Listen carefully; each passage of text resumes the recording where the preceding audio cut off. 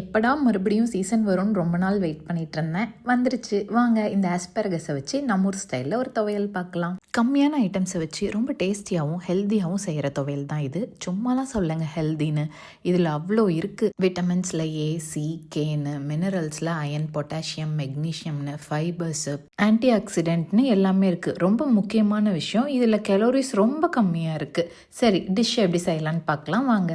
பேனில் 2 table spoon oil add பண்ணிட்டு 1 teaspoon ஜீரகம் கொஞ்சம் பொரிஞ்சதையும் 3 to 4 பல் பூண்டு, கொஞ்சம் இஞ்சி, 2 பச்சை மிளகா, ஒரு மீடியம் சைஸ் தக்காளி, தேவையான அளவு உப்பு ஆட் பண்ணி வதக்கி விட்டுக்கோங்க. இங்கே உள்ள பச்சை மிளகா நல்லா காரமாக இருக்கும், அதனால நான் 2 தான் ஆட் பண்ணியிருக்கேன். நீங்கள் உங்கள் காரத்துக்கு ஏற்ப தேவையான அளவு ஆட் பண்ணிக்கோங்க. இப்போ நம்ம கட் பண்ணி வச்சுருக்க அஸ்பரகஸ் அதில் ஆட் பண்ணிட்டு 1/2 டீஸ்பூன் எள்ளு, 1/2 டீஸ்பூன் மல்லி விதைகளும் அதில் ஆட் பண்ணி நல்லா கிளறி விட்டு லிட்டு போட்டு க்ளோஸ் பண்ணிடுங்க. மீடியம் ஃப்ளேமில் ஒரு 10 மினிட்ஸ் அது குக் ஆகட்டும். அப்படியே விட்டுறாதீங்க, நடுவில் அப்பப்போ எடுத்து கிண்டி விட்டுக்கோங்க, அப்போ தான் அடி பிடிக்காமல் இருக்கும்.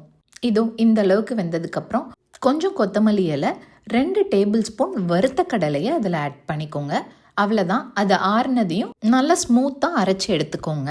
இந்த ஆஸ்பரகஸ் லிவர் ஃபங்க்ஷனை ரொம்ப ஹெல்த்தியாக வச்சுருக்கோம். நம்ம கட் ஹெல்த்தையும் நல்லா இம்ப்ரூவ் பண்ண வைக்கும். ஸோ இது கிடைச்சதுன்னா கண்டிப்பாக கிடைக்கவில்லை, வாங்கி செஞ்சுருங்க.